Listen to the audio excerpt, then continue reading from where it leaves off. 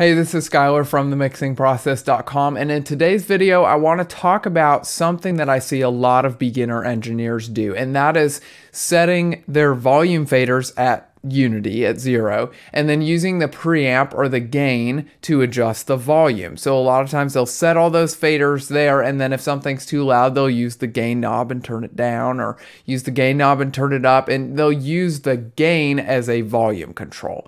And today I want to get into that and talk about if this is a good habit to get into. And the question we're trying to answer is, can you adjust the volume with the preamp? Now, the short answer to this is yes, absolutely. By definition, when you turn up or down the preamp, it's going to turn up or down the volume with it.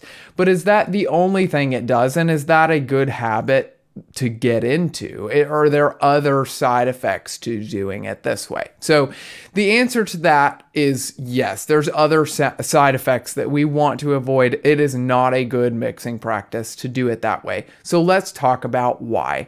So to understand that, you need to understand what a preamp is and what it does. So the job of a preamp is take a weak mic level signal and add voltage to it, converting it to a strong line level signal. That's the whole job of the preamp, to amp that signal up to get it into high resolution on the fader. So if that's the job of the preamp, then it's pretty obvious to see that when you amp something up like that, it's going to increase the volume. And that's where a lot of people get the idea that they can kind of set all their faders wherever they want to, and then they can use the preamp to adjust the volume. The problem with this is that when you use the preamp to adjust the volume, it does adjust the volume, but it also affects the resolution of the channel. So if you're using the gain to turn up the channel, it could get into clipping.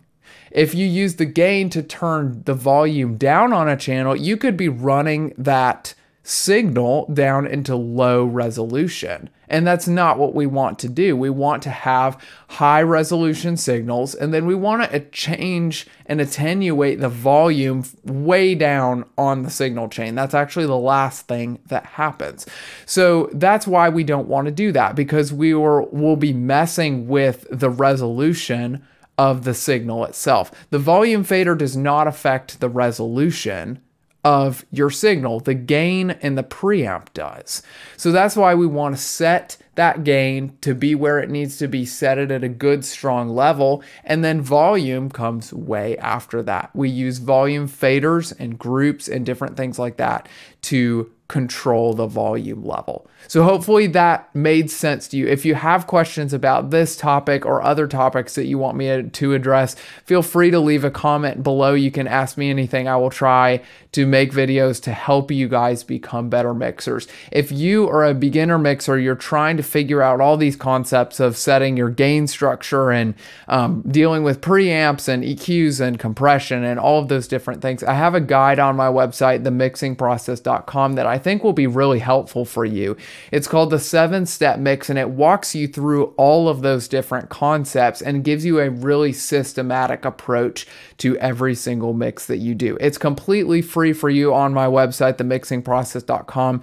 Go check it out. Hopefully this video was helpful. Don't forget to leave a comment. Ask me any questions that you have. We'll try to address them in future videos. Thanks for watching. We'll see you next time.